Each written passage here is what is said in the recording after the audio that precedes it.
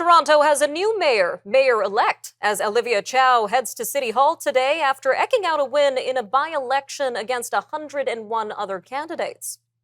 The election results are set to be certified by the city clerk tomorrow, with a swear-in date yet to be announced. Clerk John Elvidge says Ms. Chow has requested to take office on July 12th, subject to the certification of the official results. Her win comes after a lot of criticism from Ontario Premier Doug Ford, who said that Ms. Chow would be an unmitigated disaster as a mayor.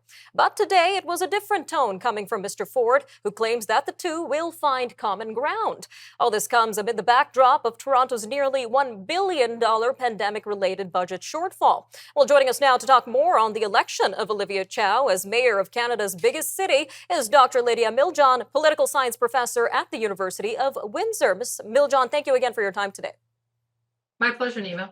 So, as we mentioned, this election had over 100 candidates and over 10 high-profile names on that list. How did this giant number of candidates impact the election results? And what does this say about the state of Toronto politics overall? Is this a good thing for democracy?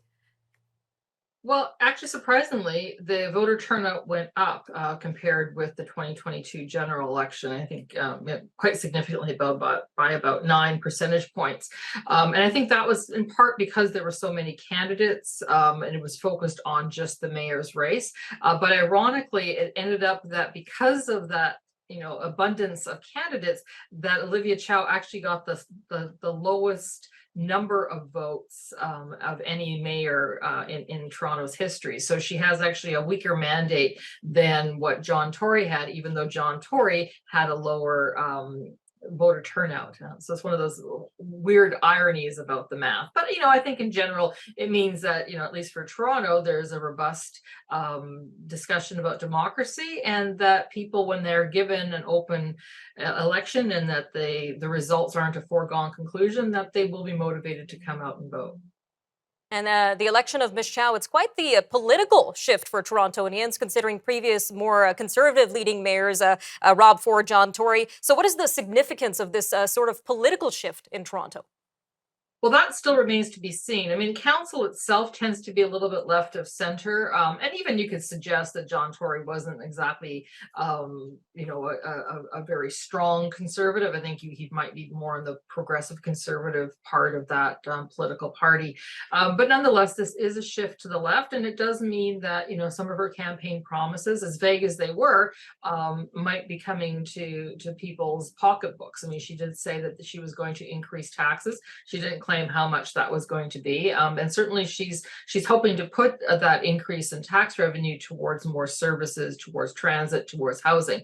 The extent to which she's able to do that, given that budget shortfall, remains to be seen, but that is the direction that she has signaled she wants to go, and obviously that's the direction that at least more people voted for than against in terms of her win. We'll definitely have to see whether those promises are maintained or delivered on. Now, Ms. Chow maintained her lead in popularity among voters, even amid a lot of pushback. We had Doug Ford's support of Mark Saunders and John Tory's push for Anna Bailão. What was it about Ms. Chow's campaign that really stood strong amid all of this pushback? I mean, it certainly wasn't an easy win for her, and she was severely, challenged by, especially Anna Bailão. I think that John Tory's endorsement of her really made that a two-person race. And when there was some points during the election night that actually looked like Anna Bailão might have won. She was ahead in early poll results. But I think what it suggests is that name recognition really matters. I think that Olivia Chow did have the strongest name recognition. And I think she also had quite a lot of support from her NDP colleagues. And that is exceptionally important in election campaigns, to be able to get volunteers out, to be able to put those signs up, to knock on doors, and effectively to get the vote out. So obviously her machine, her ability to do that was much superior to that of the other candidates. And I think that's a good indication of why she had won last night. All right, Dr. Miljan, just about 45 seconds left, but what do you see as being the major challenges for Ms. Chow moving forward?